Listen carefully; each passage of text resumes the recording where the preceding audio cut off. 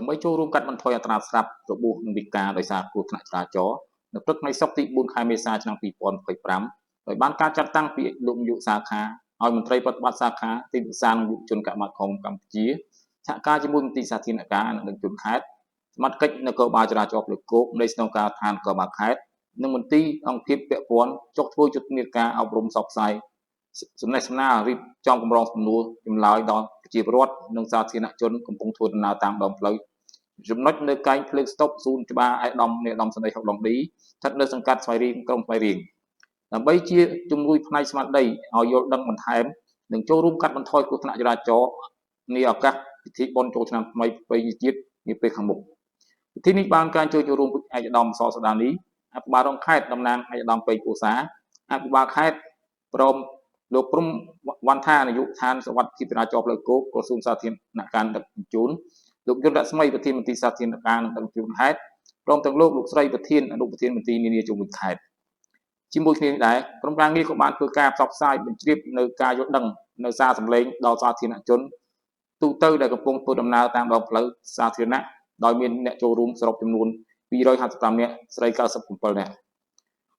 ក្នុងយុទ្ធនាការនេះក្រុមការងារសាខានិងមន្ត្រីសាធារណការដឹកជញ្ជូនខេត្តចែកជូននៅឯកសារពាក់ព័ន្ធបានសុវត្ថិភាពក្នុងការបើកបរយានយន្ត200សន្លឹកខិត្តប័ណ្ណដែលអ្នកបើកបរត្រូវយល់ដឹង200សន្លឹកសៀវភៅបើកបរទូរចក្រយានយន្តត្រូវយល់ដឹង200ក្បាលសៀវភៅច្បាប់ស្ដីពីចរាចរណ៍ផ្លូវគោក200ក្បាលខិត្តប័ណ្ណជំនួយស្មារតីពីច្បាប់ចរាចរណ៍200សន្លឹកសញ្ញាចរាចរណ៍សំខាន់10ផ្ទាំងសញ្ញាសិទ្ធិអត្ថិភាពនៅត្រង់ផ្លូវប្រសព10ផ្ទាំងសញ្ញាសម្រាប់ថ្មើរជើង10ផ្ទាំងសញ្ញាថ្ងៃនេះថ្ងៃស្អែកកុំឲ្យមានគ្រោះថ្នាក់ចរាចរណ៍10ផ្ទាំងការកំណត់ទ្រូងរថយន្តនិងការកំណត់តទំហំទុកទំនិញ10ផ្ទាំង sticker ចំណាំងផ្លាត500សន្លឹកបើវិសាគ្រឿងស្រវឹងគុំសូមបើកបរ200សន្លឹកនិងមានការរៀបចំជាកម្មវិធីសម្រួលចម្លើយស្ដីពីច្បាប់ចរាចរណ៍ផ្លូវគោកចែកមុខសុវត្ថិភាព65មុខដល់អ្នកឆ្លើយសំណួរបានត្រឹមត្រូវមុខសាខា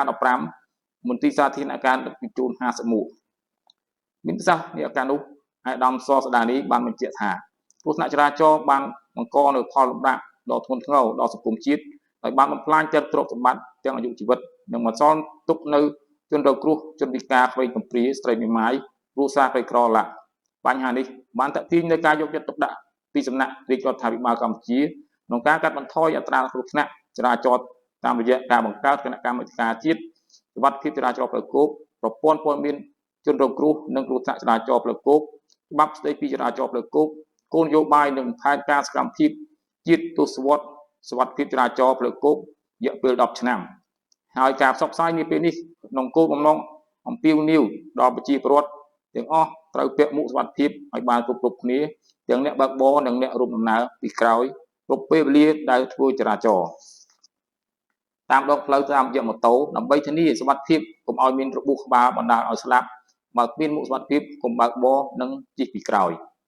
ត្រូវគោរពច្បាប់ចរាចរណ៍ឲ្យបានជាប់ជួនកុំបើកបរហួសល្បឿនកំណត់និងត្រូវបំពេញលក្ខខណ្ឌយានជំនិះរបស់ខ្លួនឲ្យបានគ្រប់គ្រាន់ដូចជាកញ្ចក់មើលក្រោយចង្កៀងបំភ្លឺភ្លើងសញ្ញាបត្រឡាក់ហើយដល់បានបន្តទៀតថាគ្រោះថ្នាក់ចរាចរណ៍កំពុងក្លាយជាឃាតករសម្រាប់ជីវិតមនុស្សនៅលើដងផ្លូវសាធារណៈជាច្រើនបំផុតនិងបង្កឲ្យប៉ះពាល់យ៉ាងខ្លាំងដល់សុខភាពសាធារណៈក្នុងប្រទេសកម្ពុជាដែលមានមនុស្សស្លាប់និងច្រើនពាន់អ្នកផ្សេងទៀតរងរបួសស្រាល